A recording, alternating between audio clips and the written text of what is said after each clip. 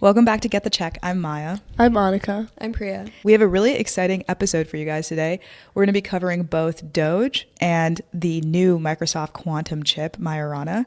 But with DOGE, we thought that since Trump has been in office for about a month now, there's been a lot of headlines on what they are doing. We wanted to cover exactly what's been happening and also our thoughts on it going forward. Yeah, so DOGE is the Department of Government Efficiency that Elon was tasked to lead.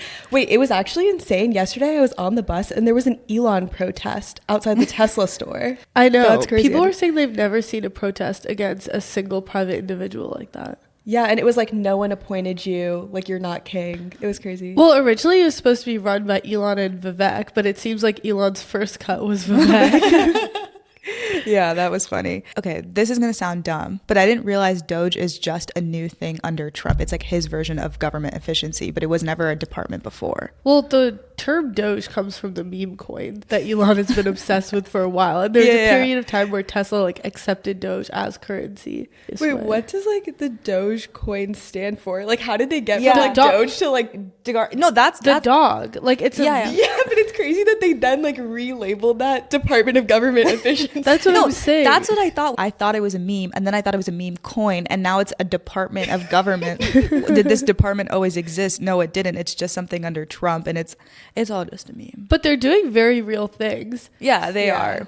There's an outside perception that they're not serious people, and part of it started with the fact that a bunch of 20-something-year-old engineers have really high up positions in the department. Yeah, this was like breaking news all over Twitter. Like it's actually kind of scary. Like people are coming after them. I guess for context, there were a few 20-something-year-old engineers that were, I guess, exposed by a media article as like having high up positions. And it was a little bit insane because they leaked, like, I get they're public figures, but they leaked their like first and last names and photos. Yeah. And they're just engineers. It's not like they're like running the, I don't know. I think also the perception was that, oh, a bunch of 20-year-olds are running our government. But I think that was like way overblown. For sure. Yeah, the media called them astonishingly unqualified. I see both sides of it because I think like living in Silicon Valley or the Bay, we have a different perception where like you guys literally went to a Series B party of a $2 billion company yesterday run by 20-year-olds. Yeah. No, like literally 21-year-olds. Yeah. Yeah.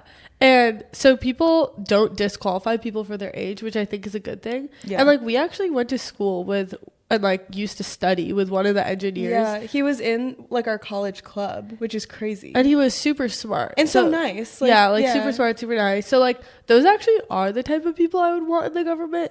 I do think there was some concern around like what access they were given to like treasury payment systems, and they're allowed to just like push code to production, and they don't have like previous experience in the government, and people are like worried about their security clearance basically. Dude, because no one's probably touched that code base in like years. At least someone's doing something. Wait, I would want like 20-year-olds going into that code base because I feel like there's just like asymmetric growth to be had for them. No, but I kind of disagree because Trump like issued an executive order that basically like a security clearance doesn't apply to any of their employees, and I think that is dangerous. Like I don't know all the details of like what it takes to achieve different security clearances, but I think that you have to be careful, and it's not about their age. Anytime you have like new people coming into such old systems, it was basically directly the way like all of our treasury payments, like trillions of dollars of treasury payments, get like. The premise of all of this is that people are worried that they're going to mess something up about the payment system, so they don't know what they're doing. Yeah. One side of the argument is that these engineers, they're very smart and capable, and it's good that they're being put in these positions because they can make an impact and they're motivated to make an impact. But at the same time, it's like, how do you balance safety of them potentially messing something up? Well, I think that's like the issue with DOGE in general, not only in relation to those engineers, is like the idea of government efficiency is there. It's just the way they're going about it. Like they're not getting security clearance. They're just cutting programs with like no auditing into any of them. I feel like that is just like the crux of the issue here. Yeah, I actually think the whole 20-something-year-old engineer thing, and I feel bad for them. Like they had to take all their information off of the internet. It's scrubbed. kind of symbolic. LinkedIn scrubbed. Yeah, everything's scrubbed. It's like symbolic of the overall issue with the department, where like there's a potentially good idea and then horrible execution. So getting back into some of the things that DOGE is currently doing, they're working on restructuring federal agencies and basically just seeing like where they can add technology to make operations like more efficient. I do want to zoom out before we go into it to just like talk about the government's budget, because I feel like it's helpful to like contextualize DOGE. Yeah. So basically DOGE says they want to get rid of like $2 trillion, which is really high because we have 36 trillion in debt, but we have about like 6 trillion in spending, out of which like 700 billion is debt interest. Social security, which Trump has said he won't cut at all, is 1 trillion, and then 1.5. 1.5. Okay, yeah, that makes sense. I was rounding, I won't lie. 800 billion is defense, and then basically programs for poor people are another 600 billion. So over 2/3 of the federal government's budget is mandatory or entitlement spending, which means that this spending is mandated by law. Any of that type of spending actually can't even be touched by DOGE unless they were able to get bipartisan support, go through Congress, and pass laws to change that. So that's going to take way more time than the current cuts they're doing. So that's actually part of the whole controversy, I would say, because Congress historically has like the power of the purse, so they decide what gets spent on. But what's interesting is the Trump administration has found kind of a funny loophole that like most people don't really agree with, where they're saying that like maybe Congress has the power of spending, but the executive branch should have the power of not spending. And they're saying like this isn't technically spending, it's not spending. The bigger picture point is that a lot of the spending in the government is not in these programs that have become like headlines, like USAID and like the FAA or like all these small departments. It's not even in the salary of government employees, which is something like 4% of our budget.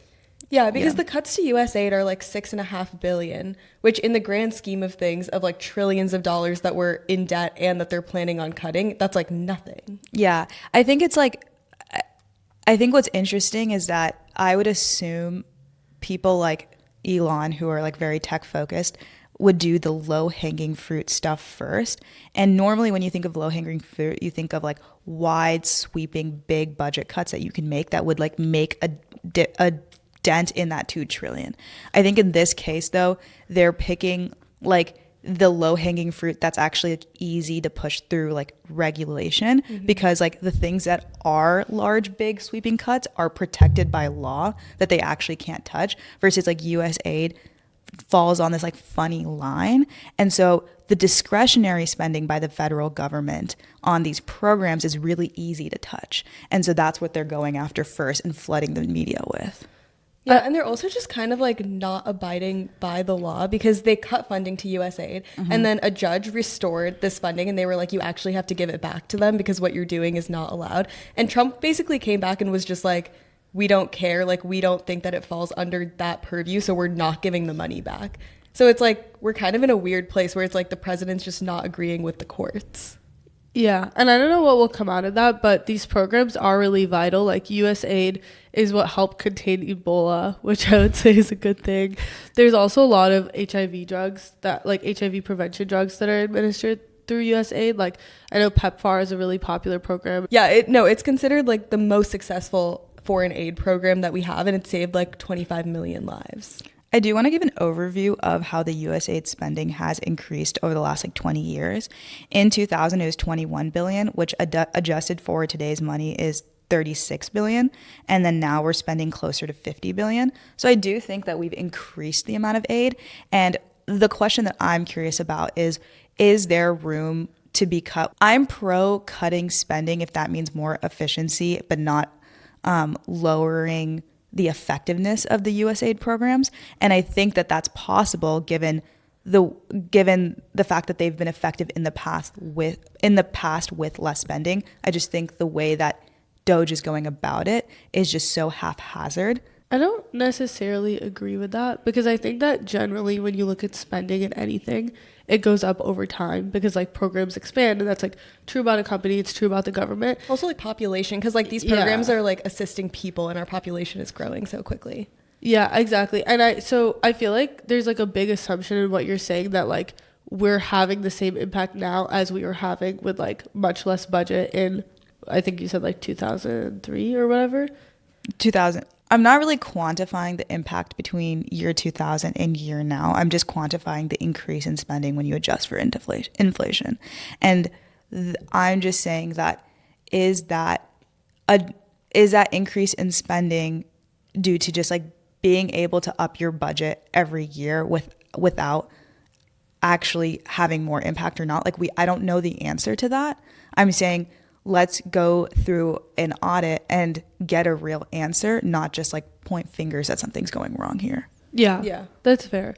It's also like, if they went about it in an accurate way, like they basically said that we're sending $50 million of condoms to Gaza. Did you guys Oh my see God, that? I saw that. It's insane. Wait, you didn't see that? No. They said that we're sending $50 million of condoms to Gaza, and it was this big thing. They like did the math, and they're like $50 million of condoms to Hamas is like a million. Is like a bunch of condoms per like Hamas person, and they're like, the math is not mathing. It turns out that they actually go to a contractor in Gaza, like this $15 million that provides medical care and like trauma care in the face of like war. And they don't even have anything to do with family planning. So I feel like that is the issue. Like the misinformation in the news has been insane. Because even like the PEPFAR program, they were actually one of like the few programs that received a waiver. Even during the freeze. It's like super confusing, and there's some like limitations where it was like if you're in a life-threatening scenario, if you're pregnant, like there's a bunch of exceptions, you can still receive care. But if it's like non-urgent treatment, you can't. And so I'm like of the opinion that we should still just like keep the program the way it is. But I think that the way it's being portrayed in the media is not accurate of what's actually happening. I was actually looking at the countries that our USAID goes to, and by far the biggest one is Ukraine, where we send like I think around $16 billion of aid to like economic development, like reconstructing their educational facilities in the face of war. And in that way, our USAID is very tied to like our political incentives as well. It's not like purely out of the goodness of our heart. Well, I guess I'm curious, like it seems like Elon and Trump are of the camp where they don't care as much to send aid out to other countries. And it goes down to the ultimate question for each administration that they have to answer of like, how much do you care about how much aid do you want to spend on other countries? And how does that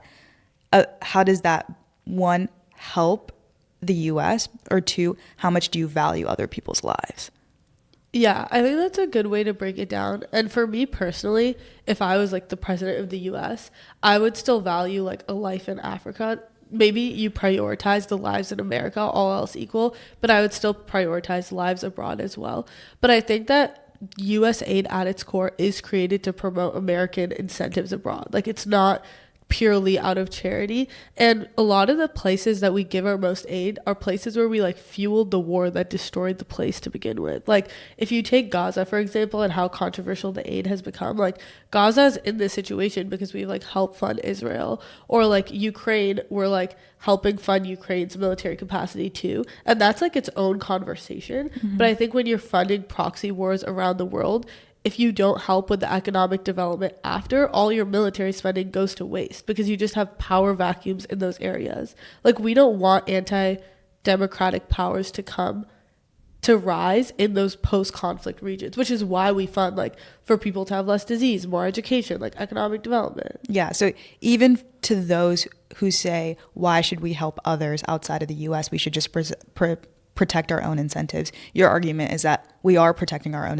incentives by helping out these other countries. Like there is going to be a power vacuum created here, and it's not that much money. So like another country like Russia or China, probably China, could easily fill it. Yeah, so another thing that DOGE is doing is a federal workforce restructuring, and this is like mass layoffs across a bunch of different agencies. So there's like 200,000 federal employees that have been laid off, and they were also doing buyout packages, which was like a big deal in the news. Yeah, only 75,000 workers actually opted for buyout packages, and over 200K federal employees have been laid off.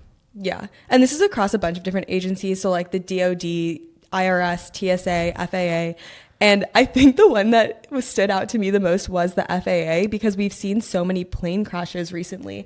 And I feel like it's very top of mind for everyone that we don't have enough air traffic controllers, and it's leading to these issues. Yeah, and basically the Trump administration was like, we haven't laid off any air traffic controllers, but they did eliminate over 100 jobs that directly or indirectly support air traffic controllers. They already had a shortage of air traffic controllers in the first place, and now it's becoming even harder to hire into those roles. They literally asked employees of the National Nuclear Security Administration to leave, and then after laying them off, we're like, oh, just kidding, we see that you're vital to nuclear security. And like, what are we doing? Yeah, well, it seems like they're taking like a very tech layoff approach to the government, and yeah, what they like don't like the what Elon did to Twitter, where he laid off 80% of employees. He's like, oh, I'll just do that to the federal government too. But like a glitch on X where like your likes are not loading properly is it equivalent to whoever is controlling our nuclear weapons or our planes or like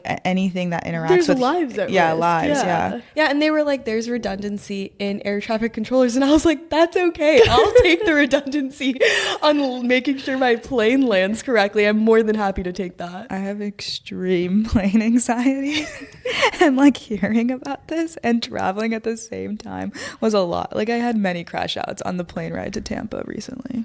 Yeah, basically we had a crash out on our plane because, to be completely honest, like I don't have plane anxiety, and this was scary. Like there was a lightning storm in a cloud right next to us, and the pilot was genuinely scared. Like he got like on the voice shaking. Yeah, his voice was shaking. Checking in on the flight attendants. He was like, flight attendants, check in please. They started handing life jackets out to the babies on our plane, and you could like see the waves crashing under us. We were going over the water, which is like unique in a domestic flight. So we were going through the Gulf of America. And you could literally see. Sorry, Gulf of America is crazy. You could see the boats, like the ships, like rocking in the waves. It's also like 4 a.m. at night, so there's like no sunlight to be seen. We're in the pitch black darkness. Like if we went down, no one would know. I've never seen lightning form from the cloud. Like I saw each individual lightning strike. It was actually crazy because the girl next to Maya was full on bawling. She was actually crashing out. She literally like would not stop crying. And you know when like there's turbulence and you look around to see like other people are not crying. You like start making like little eye. You're like okay, we're all good. We're all like civil people. Like we're not gonna freak out here, right? And then I would look to her and she would be like, ah! And I would be like, fuck me, literally like I'm gonna die, I can't do this. Her mom was deaf, so she was speaking back to her in sign language, telling her to like grow up and stuff, which you'd think Maya wouldn't understand the sign language, but apparently she's binged so much Switched at birth that she fully understood their whole convo, and it just fueled her crash out. I was like grappling between, oh my God, I actually do know sign language, and oh my God, I'm gonna die. We get off this plane and Maya's nonverbal tears in her eyes. Like she's not speaking. It was really, I think it's the scariest flight I've ever been on. No, it really was. And we had 2 more flights. Anyways, all of that to say, Get the Check formally endorses not cutting the FAA. Because I do think like the thing with plane crashes is people way overblow them, but there were 67 people that died in a crash on January 29th between a passenger plane and an army helicopter, which is a pretty unique incident. And then there was another case where there was a Delta plane going from Minnesota to Toronto. At the same time that we were on a Delta flight, the jet flipped over and landed on this like snowy runway, and it's pretty scary. Like it caught on fire and everyone survived. Delta's now paying them $30,000. I think I would never fly after that moment. I would request more money. Oh, for sure. On to some more cuts that they're doing. They recently announced that the Department of Defense is going to be hit by budget cuts as well, specifically in the Pentagon. I feel like this is something that could potentially, depending on how they structure it, actually affect our total spending. Yes, because they said it's going to be 8%, which equates to around $50 billion over the next year, which is a good decent chunk, as opposed to like the $6 billion everyone's arguing over in the USAID programs. For sure. And this is like continuing on. So I think like the total amount was like $300 billion over the next like 6 years that they're planning on doing. Except outlined 17 categories that were exempt from budget cuts, including operations at the southern U.S. border, modernizing nuclear weapons, and one-way attack drones.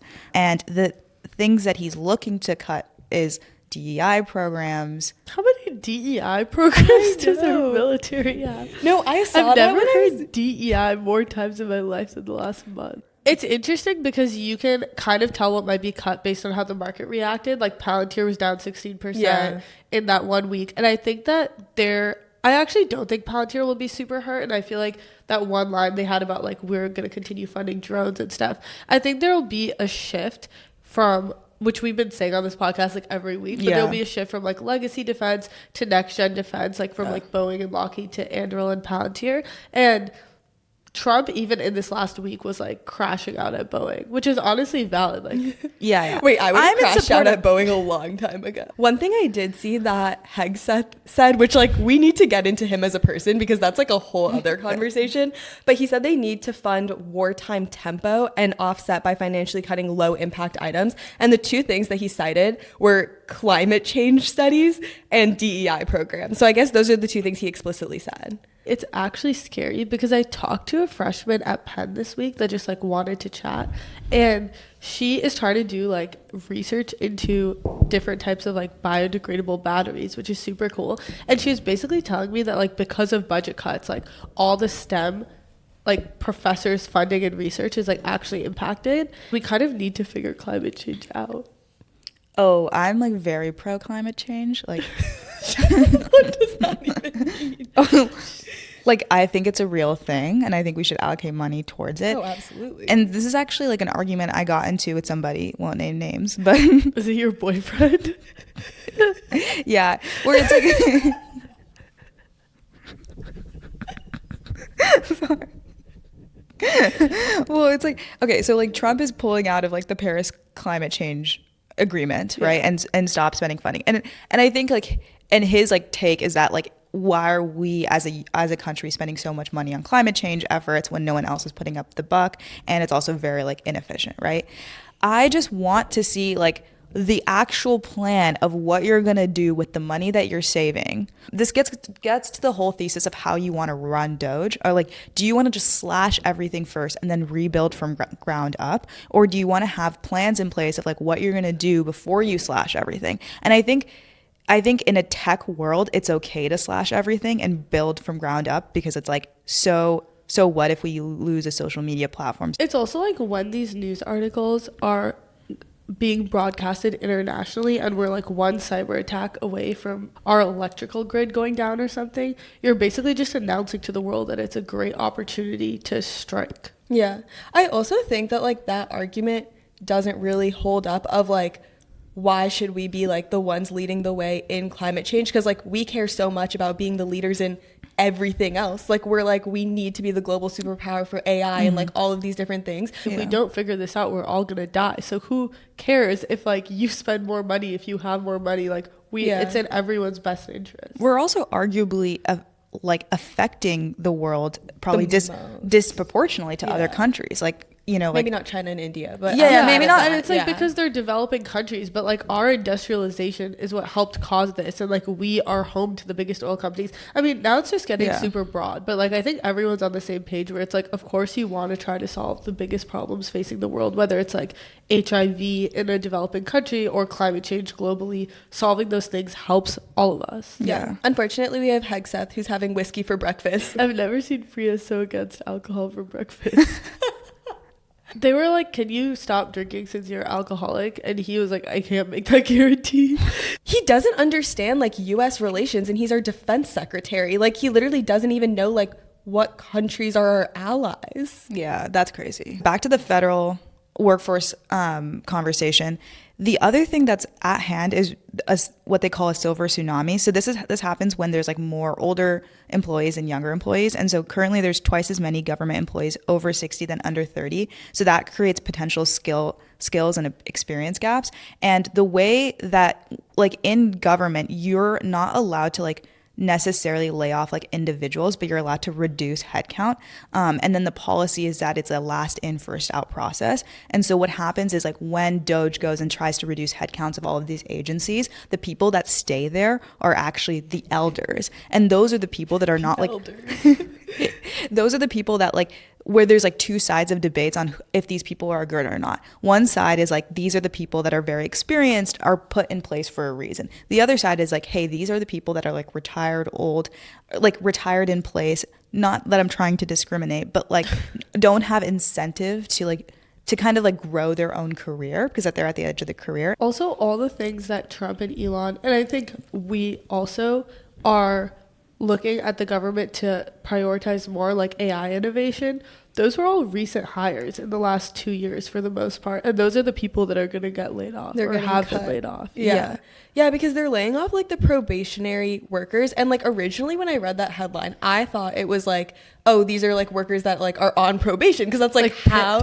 yeah, like I thought it was like workers that were like pipped. But then when I was looking into it, I was like, oh, it's just people that have been there for like less than a year and haven't finished their like evaluation criteria time yet, which I didn't realize. Or they were recently promoted or they recently moved. Like one of the criteria is literally if you were recently promoted to a new role, which I'm not any expert on government structuring, but I feel like mass cutting people that were recently promoted seems like a bad idea. No, it does. And it's like, that's what's needed to counteract the effects of the silver tsunami. And what's so funny, dude, we can't counteract any tsunami because they're getting rid of the FEMA as well. But what I don't understand is like, it's like Elon is running this whole thing and he like is the type of person that wants to bet on asymmetric growth individuals, which are is like why he has 20-year-old engineers. Exactly. But then when you do all these crazy federal workforce, like I just don't understand his plan is all I'm trying to say. I don't think there is one. Like I think that is the issue. Well, I think the plan is just what we said before, which is like you approach it the way you approach X. It's just like it doesn't work in this case. And they've seen it themselves, which is why they've already rolled back so many of the things they've done. Well, that gets into the larger conversation also about like how do you make a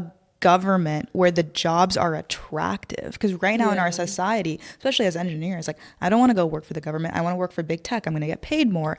That's like higher prestige.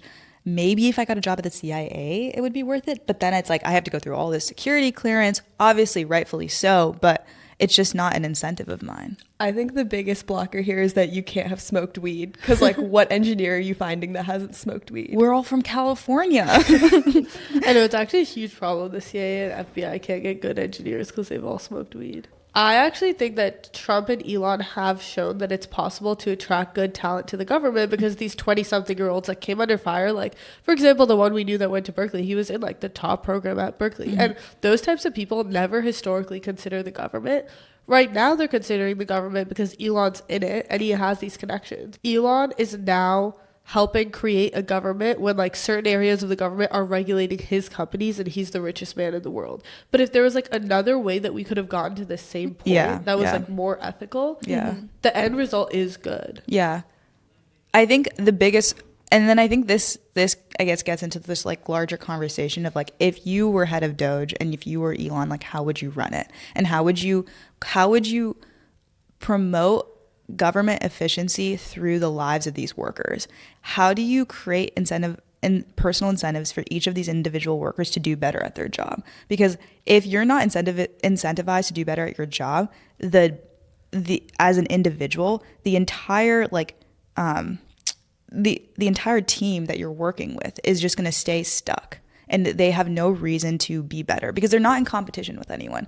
So like if and this is like the weird thing about government is that like you're not a company, so there's no competition, and so then you don't have to really beat out any other private sector company. Like you can just work at this pace that you're working at. And so if I was him and if I was running DOGE, I would say, how do I increase competition within the agencies, and so that I can motivate these employees to do a lot better than what they're doing right now? I had this conversation with one of my friends that did Teach for America after he graduated, and he said that like after Teach for America, there's a lot of like companies or jobs that'll like look at you as having done something prestigious, even though maybe like the technical difficulty of being a teacher is not super high, but it's like being in that job is challenging in its own way.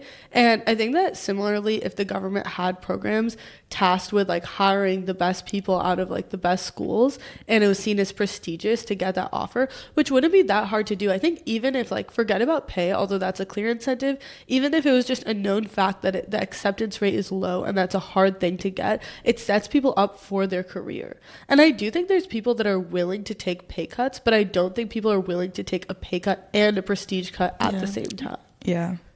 Because that just screws you over long term. Yeah. And it's kind of what we were talking about yesterday, where like then you're stuck in that job and there's no mobility like between the public and private sectors, which I don't think anyone wants to be locked down to one job for the rest of their lives. The one other thing I wanted to discuss before we move on is about why a government would need to prioritize efficiency in the first place. And I know you did some historical research, Maya, on why governments tend to get bloated to begin with. Yeah, so there's this author, Mancur Olson. He wrote this book, The Rise and Decline of Nations. And I will say that it's not widely accepted as truth, like the thoughts and the thesis he has in general, but it's definitely a discussion topic. And what he does is he argues that over time, stable societies accumulate special interest groups. And so these groups lobby for their own benefits. Like and that Boeing. Yeah, exactly. And that's at the expense of the overall economic efficiency. And what he argues is in order to cut this, you need something catastrophic like a war. So for example, World War II was pretty catastrophic to countries like Japan and Germany. And those countries thrived post-war and made way for a much more efficient economic society because it took down, I mean, literally, like killed millions of people, right? And so in that way... Like they're starting from scratch. And so in that way, I think Elon's approach kind of mimics that, where he's like trying to bring a catastrophic event to the government. And the question is like, is this the right way to go about it? Well, I think the last time that we've seen something like this happen is during the Clinton administration, when he tried to take like a similar approach and tasked Al Gore with finding ways to like cut the red tape, streamline federal bureaucracy, and like create a government that works better and costs less, which is basically like the same thing that they're trying to do now. And obviously there's debates on like how successful it was, but I think it's generally regarded as like a successful program that happened. And the approach that they took was they had a 6-month period where they assembled a team. They went and like audited all of these different areas of the government, wrote proposals. There were basically just a ton of recommendations that they like then went and reviewed. And 2/3 of those were like actually then implemented in the government. Yeah. And this is an example where in Clinton's administration, they focused on positive change rather than punishment. And they motivated the individual public servants to innovate and improve efficiency. Because it's like, hey, we're giving you a lifeline. Here, teach us how to be better in your own department, because you probably have the most closest view to what's going on, right? And you're also having a third-party audit, someone who doesn't know that agency, who can also bring in extra perspectives. But it's done in a much more positive light, and it's like motivating, again, these individual employees to do better. And so versus in like the DOGE context, it's in a punishment. It's like, you did bad, I'm going to cut all your jobs. Well, then they're all going to be gone, and no one's going to be motivated to fix this anymore. Did you see the email that Elon sent like yesterday? And he was basically like, to every federal employee, and he was like, you need to tell me what you did in the last week, and if I don't think it's good, you're getting fired. Yeah, and like the principle of what he's trying to do, which is that people should be accountable for their day-to-day work, I agree with, because he's making it seem like there's a huge controversy around that, but I don't know who's against that. It's more like, okay, are you gonna review all of these? Like, and why are you preemptively saying like you're gonna get fired? Yeah. Like, it should be more like, there's systems kept in place for like managers to hold their reportees accountable the same way you have at a tech company or any other high functioning company, which I think we'd all agree with. But yeah, and it's also like the time frame of things. Like, I think things move slower in the government, and that's okay. Like, I don't want the government to be moving at the speed of a young startup, because I think like as three people that have all worked at startups, one philosophy that most successful startups hold is that you move fast and you break things. Yeah. Which is good, but like not when the things are nuclear codes. Well, like, it's fine if you break things for like 1,000 customers. Right? Exactly. Like, and it's like a known fact where it's like things are going to go wrong, and that's okay. And like your velocity is more important. But in this case, that's not true. Yeah.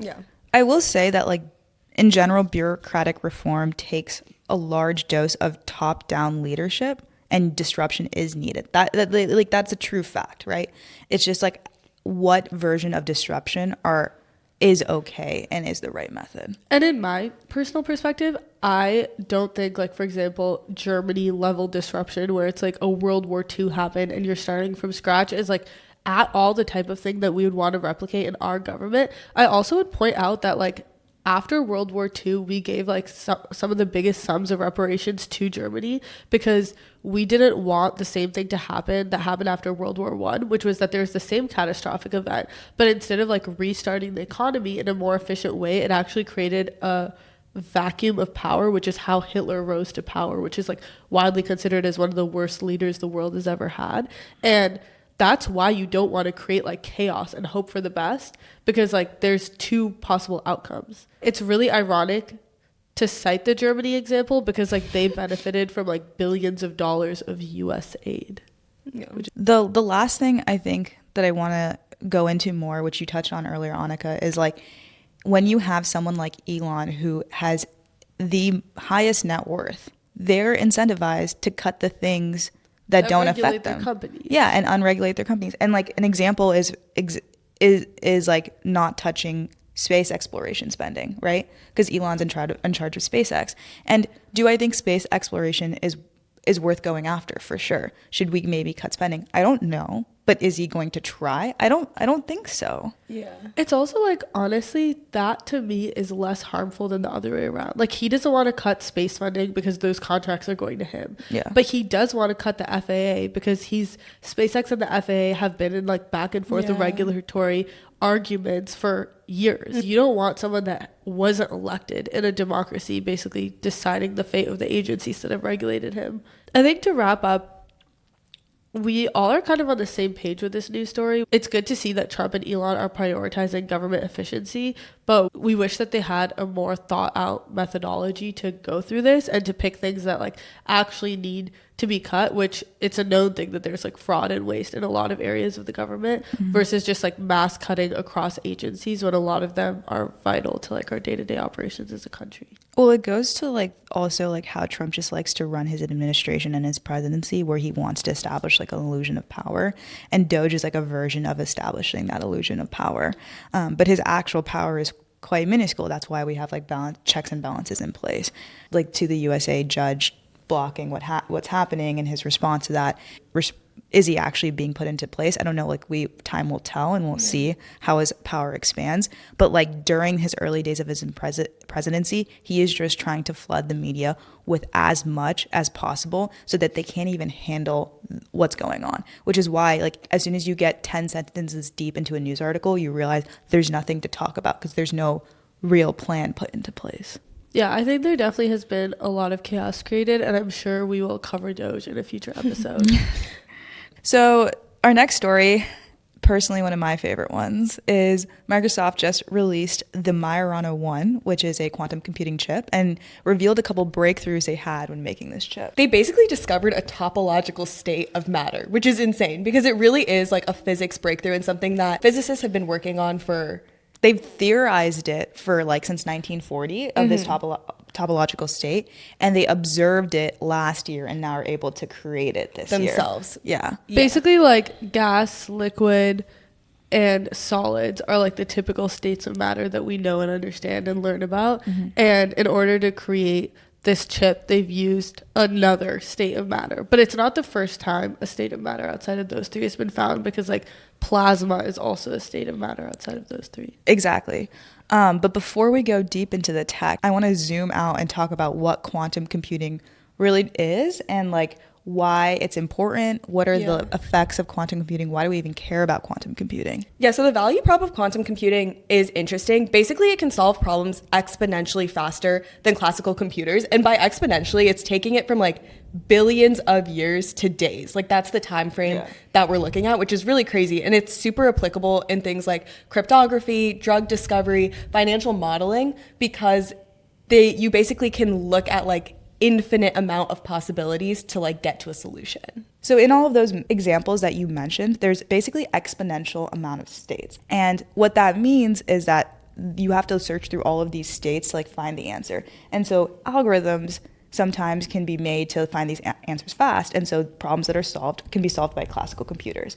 But when you have exponentially hard problems where you're not able to come to an answer efficiently and be able to use heuristics to like get rid of like large sweeping vast amounts of wrong answers, that's when the problems become hard. So for example, factoring, right? When you have a really, really large number and you want to understand the factors of that number, you actually have to start guessing, like, what are the factors of this number, right? And so you have to go through all the possibilities to figure it out. There's no heuristic that you can really use. And so this is what, like, the RSA algorithm is literally based off of. Yeah, that's what I was going to say. Like, literally, encryption is based on the fact that we can't solve these problems.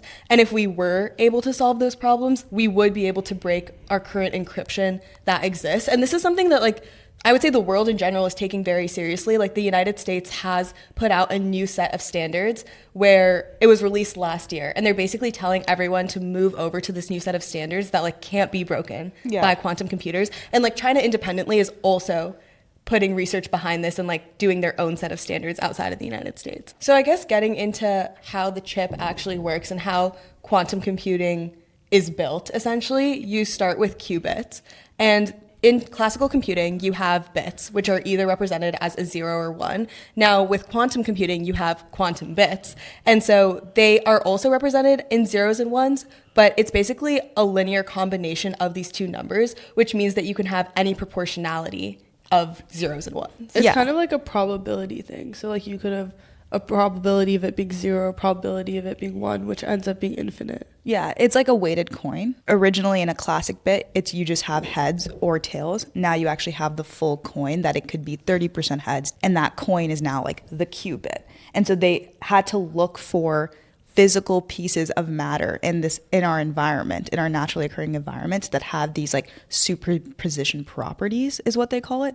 And so electrons is like a version of a qubit, because electrons have like spin up and spin down, and like we don't need to get into the spins because it's really complicated, but they can be representative as like a probability of both 0 and 1. When they realized they wanted to make qubits the building block to quantum computers, essentially what they need to do is be able to control the probabilities and the linear combinations. And so something about like electron in a superposition is that if you can control and store information, then you can have it in these like qubits where the fundamental building block has like a lot more information than just a 0 or 1.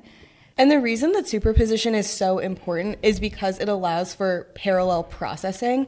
And that's basically like the key value prop of creating these qubits and using them is, like Maya mentioned, because you can store all this information, you can basically like parallelize the processing of it so quickly. And like basically the main problem with qubits in society today is that they're not stable. And that's essentially like what Microsoft is trying to solve here, is how to make this qubit into a form that's actually stable and usable within the chip. So the whole thing about quantum computers and why they're not out and they've not progressed so fast is because what you said, it's really hard to make it stable to noise. And so what they do is, like, in traditional quantum computers, they put them in these like really, really big vacuums of no air, because any air molecules will contribute to that noise. Zero temperature, like sub-zero temperature, because any temperature will also contribute to that noise. Because as soon as you have a little bit of noise, those qubits go from this superposition of 0 or 1, like the superposition of 0 and 1, to just a 0 or a 1. And so when you collapse a qubit, you lose all of that information. And so you could be halfway through your computation, have some noise, and then completely lose where you were at. But basically, Microsoft created like topological qubits, which starts to solve this problem, making qubits more scalable. Yeah. So Microsoft's thesis for the last 20 years is to look for another physical property of nature that will make qubits more stable, and to bet on that. Which is the Majorana particle. And this was originally theorized in like 1937, that there would be something like this that exists. So it's been almost a century. Yeah, so they've literally been trying to, one, observe these Majorana particles and create them as well.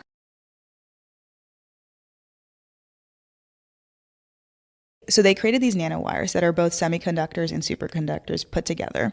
And once it's in the topological state, you see the Majorana particles.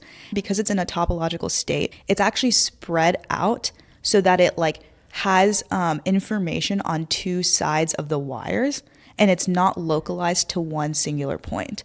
Which makes it like less error prone. Yes. Yeah, it's more stable. It's like having like a localized point. If it's hit with noise, it's all gone. Versus if you have one end gone, you still have that information in the other end. Yeah, and like the way they're able to do that is through the electromagnetic field, where they're able to like manipulate it super carefully to get it into that state. And then once they create this braided pattern, you're basically like in this topological state, which makes it extremely stable and like resistant to any noise that's happening. So basically this braid is like a key point in achieving like the topological state that they're in. So is it similar to like how you could think of a braid, just like any braid, which is like it's harder to break than like a rope? Yeah, it literally is like, or like a thread. braiding your hair. Like it's literally the exact same thing. And so they've been able to put like 8 qubits onto their chip. It's unclear on how they're going to be able to scale from 8 qubits to like millions of qubits or even 100 qubits, which is But where they say they're going to be able to. But they say they're going to be able Half to. to a million. Yeah. And I think it's actually important to dive into Google's architecture. Google's approach to error correction, it doesn't have to do anything with the topological qubits. They're just normal qubits. But they have a 7x7 lattice. They basically have 49 qubits that make up one logical qubit. Yeah. So like when Google released Willow and they basically demonstrated this like real-time error correcting technology, this was like big news because this was really impressive software that they were able to have, but it still is relying on software to like make the judgment and error correct essentially. Whereas Microsoft is taking this bet of like, we'll be able to correct it on the hardware layer and we don't even need to involve like software error corrections. Yeah.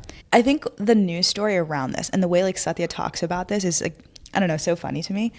I actually think that these are both very, very great achievements. And the way Satya talks about it is like he obviously diminishes Google and he says like, this is like the transistor moment for quantum computing. Like we have found a discovery that has like basically made quantum computers like viable essentially and commercially available at scale. But they have like no proof that they're able to actually scale up faster than 8 qubits. And obviously like we'll see like if that happens or not, but it's kind of diminishing like Google's achievement, which Google's actually works. Yeah. Like the way they've set up their technology, like the error reduction, error correction, it actually does work and it doesn't affect the efficiency of the quantum chip. Like they're able to solve really, really hard problems and like surpass these benchmarks. Yeah. Basically, there's something called the random circuit sampling task, which is like one of the benchmarks in quantum computing, and it was able to do it in 5 minutes, and usually it would take 10 septillion years,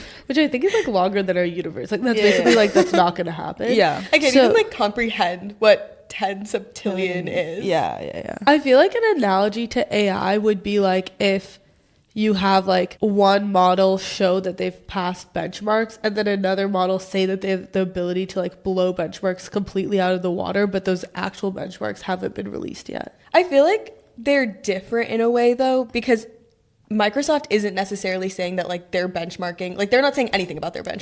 Yeah. Like they're basically just showing that they made a scientific breakthrough. Yeah, and it breaks. Yeah, I think this is like it just comes down to Microsoft's versus like Google's thesis on how to like build this.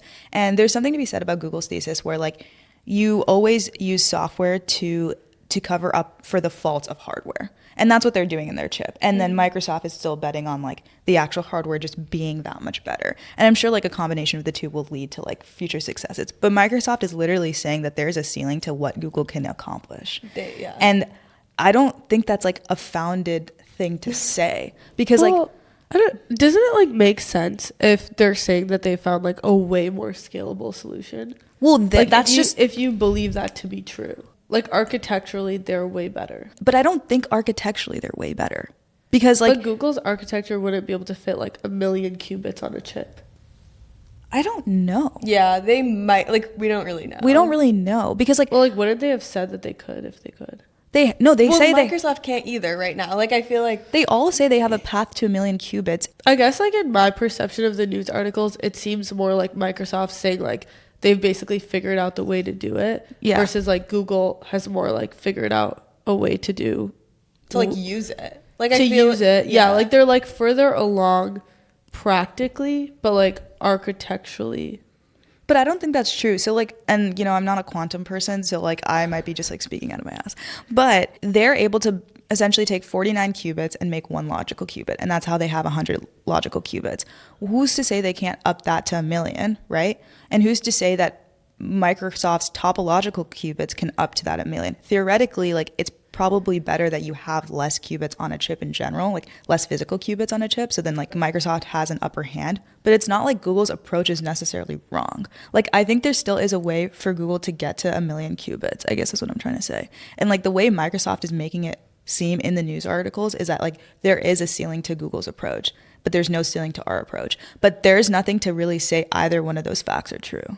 I see. Yeah. Like I don't know enough about it. I think it's like similar to like AI driving car conversation or whatever, where it's like everyone had a very fundamental different approach to like self-driving, right? And Elon was like, I can do it without all of the Waymo sensors that Waymo does. And Waymo without was like, LiDAR. Yeah, without LiDAR, right? And Waymo was like, that's fundamentally not true. And they were like arguing. And at that time, like there was not enough evidence to say who was correct.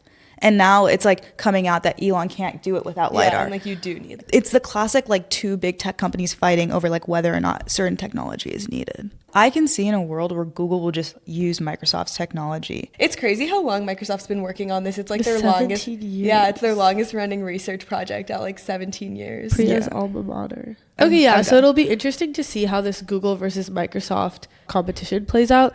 It was also funny because when the Willow chip made huge splashes, it was actually because of something that the head of Google's quantum AI division said, which is that he said that there have to be parallel universes because the chip's speed was like so fast.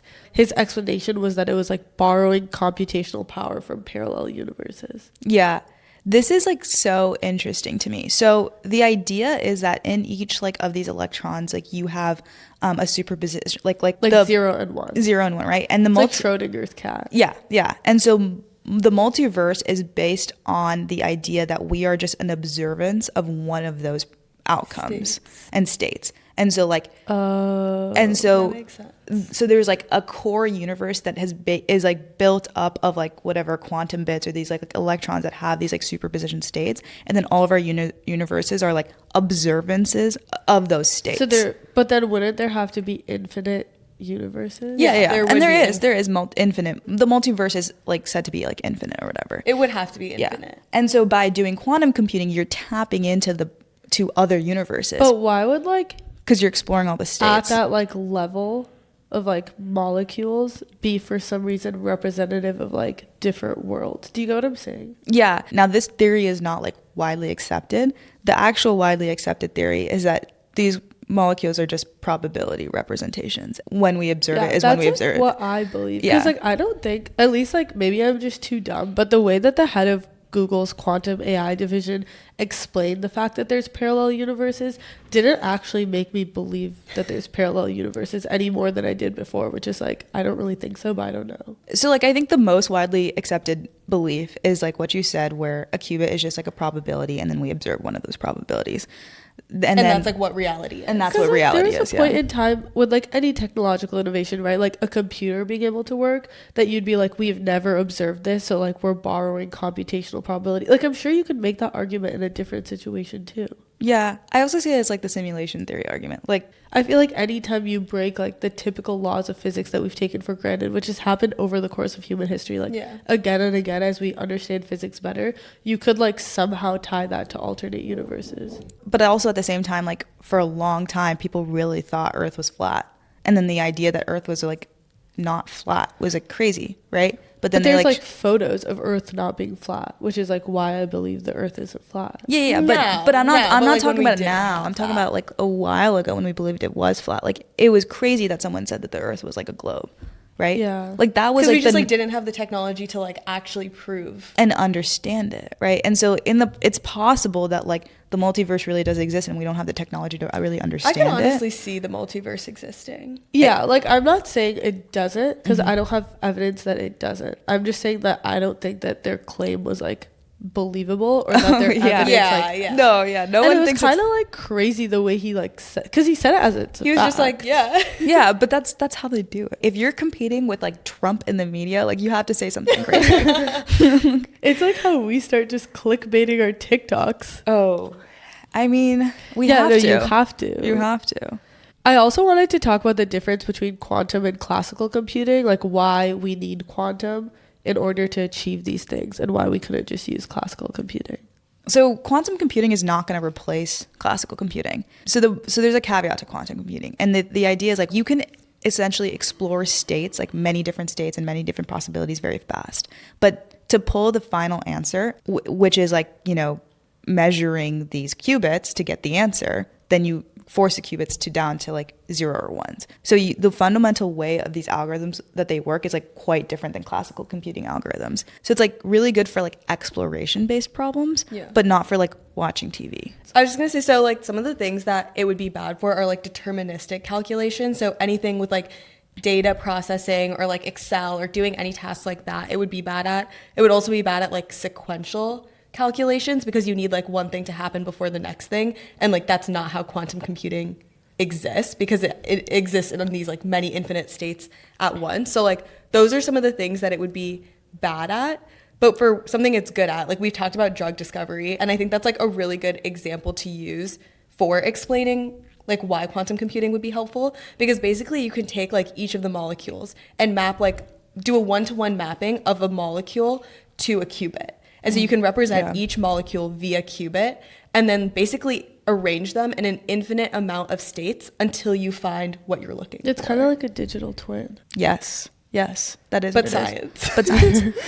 I'm also curious about how the breakthroughs that we've seen in AI are going to relate to these breakthroughs that we're seeing in quantum. The quantum and AI conversation to me is like interesting, but really, really unbaked from what I've read, because I think people are still focused on like trying to make the quantum computers. They haven't really thought about like exactly how they're going to use these quantum computers in like all of the applications. They just have a couple of few like very front and center. And so with AI, a possibility is that you can like compress your like neural network where you, instead of storing individual parameters, you can combine them together and put them in like the qubits and make use of what they call like Hilbert space, which is just like a little complicated and not worth going into. But essentially like you can bake a neural network amount of information into a way smaller size, because that's the whole thing, is like qubits can hold way more information than an individual bit itself.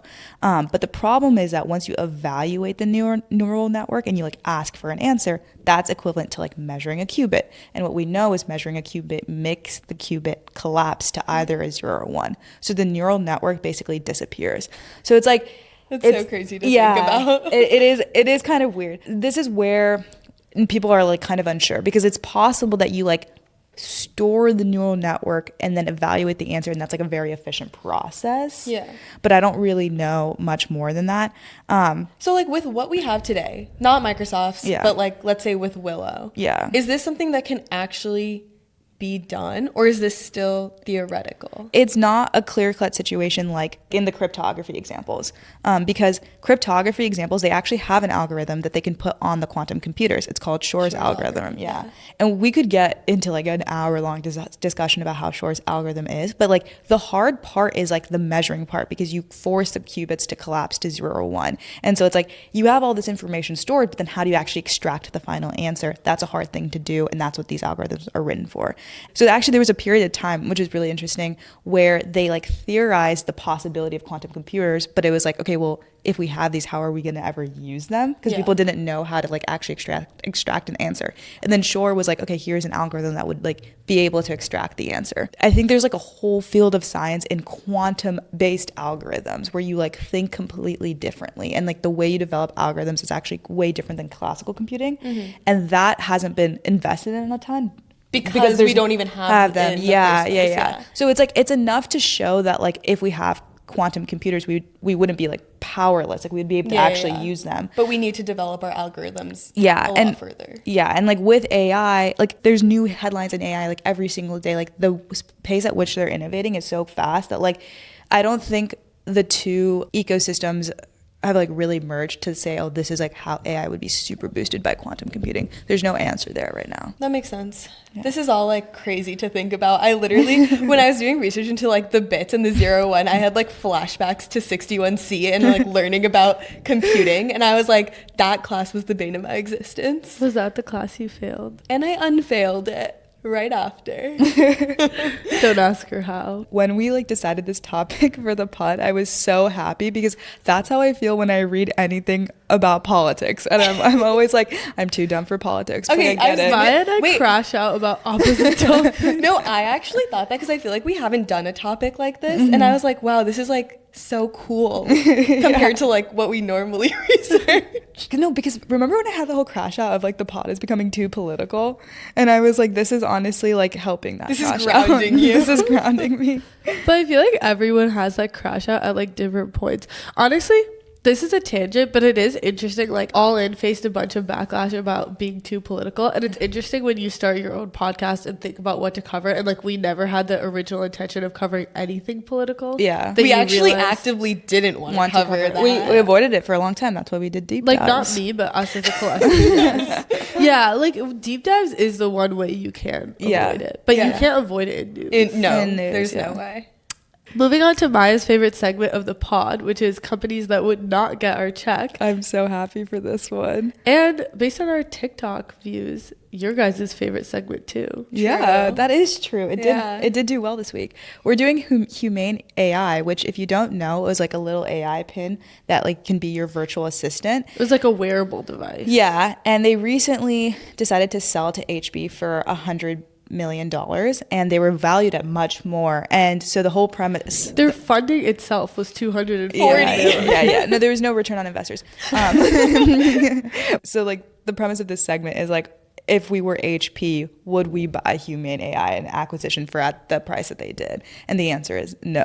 But yeah. We can continue. Some highlights is that they sold fewer than 10,000 units in the entire time of existence, and their returns outpaced their sales, and they were also under fire for being a fire hazard on your body. And like the Sorry, it's just so shocking. the thing to like clip the wearable to you was like literally just a clip, and that costed another $50. And what was the price of this? It was $700. and then they had to reduce it to what, 500? I think it was 500. And the funny part is for $700, you could just buy an iPhone. And like Apple just released the iPhone 16e, which is basically like a really simplified iPhone. Then you actually get a device that works. So Yeah.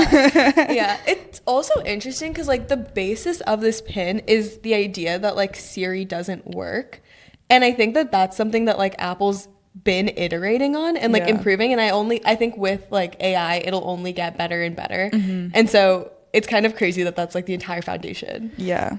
And it's also the idea that people don't want to be on their screen, and they want like a wearable device where they can like ask questions. And some of the use cases that are on their website are actually interesting. So you could tell your pin like, hey, remember that the door code to my friend's apartment is XYZ, or like to your boyfriend's apartment. And then it'll remember that. And the next time you ask, it'll tell you. And I do think that could be useful, but basically this pin didn't work. I mean, I think the crux of why they failed is a couple of things. I think it's like timing for sure, where AI applications haven't been developed enough to like be that personalized. Like your own ChatGPT account is not too personalized to you. And I think they were trying to solve two problems. One was like the AI application part, where like if I ask a question about myself, like will you remember it? And can I fine tune a model just for my account? And then the second is like, how do I fit this in a very small device, which is like really hard to do. And so you have two massively big problems at the beginning of the craze, and you are burning cash like crazy. I see in a world where Humane works. I think that world is maybe later on when one of those two problems is solved. Yeah, like I think in the future, a company like Humane would be working on the hardware problem, and a company like OpenAI or an entirely different company would be working on the AI software problem.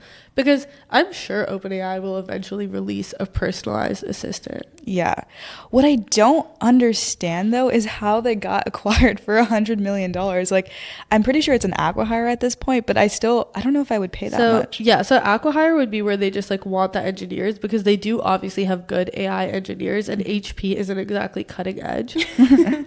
But they're starting at HP IQ that will basically work on integrating AI into HP devices. Humane's co-founders are going to be in that lab. And as part of the acquisition, they've also taken Humane's operating system, which is Cosm OS, if I'm saying that correctly. Yeah. And I'm not And like 300 patents. Yeah. Yeah. But it's like, Is that not like good. fine-tuned on top of? I don't know too much about Cosmos. They haven't said much, which makes me believe there's not much to be said. Well, I don't know if that's entirely true, because at the time they're trying to build a wearable device, right? So they don't have much of an incentive to like disclose their proprietary technology. That's true. And also, I mean, I think there is like something to be said about in the AI craze, everyone's pretty open with what they're doing. Like everything is pretty open source, especially on the foundational model layer, maybe not on the application layer itself and the hardware layer. So I could see why they would not talk about it. But like the proof is in the pudding. Well, it can't be that great because like people would ask it questions and it would think for like minutes before giving an answer. So, Or it like, would respond and be like for example, like one of the tech review testers was like, oh, can you send this person an email saying this? And it was like, this feature is not available yet. And it's like they fully launched that feature. And what's even crazier is everyone that owns these $700 devices are going to have a device that doesn't work in 2 weeks. And the only thing that they're going to be able to see is, they were like, you'll still be able to see how charged your device is. It's like, well, what's the point of having a charged $700 device? I can't do it. I'm curious, does anyone know how many employees they got from the acquisition? Like, I do know that they offered like raises of 30 to 70%. 70%. Yeah. well, on a startup salary though. I mean, we don't know how much they were paid, I guess. Yeah. Prior to the acquisition, Humane had about 200 employees, and then HP acquired most of those employees. those like engineers. Like let's say maybe they acquired like 100, 110. Yeah. But I think like in an acqui-hire, sometimes you don't even have to pay money. Like you just provide a soft landing for employees, which like in this case, like HP Like actually did pay a lot of money.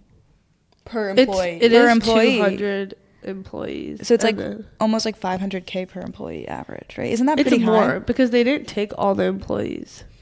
Okay, yeah, so let's say 100. So I'm actually just shocked that like there's like stuff that HP wants to gain. But I guess if like they have money to spend and they have no power at all in the AI race and they want something. Well, I also think it will be hard for them to find AI engineers themselves. You also have to think about like the recruiting costs, like the time to interview 100 engineers. Like that's so many people's times. That is true. That is true.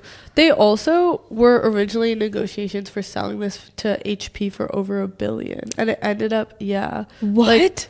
like in June they were trying to sell it for over $1 billion, and that price ended up being like 100 million. Is like the 100 million price tag like worth it in your eyes? No, like I don't have like the insider knowledge of what the software does that HP has. Like they obviously have a strategy here. Yeah. It's like a fine-tuned model on top of like Gemini and GPT, right? Yeah. And so there actually could be something there, like if that many smart people were working on this for so long. Yeah.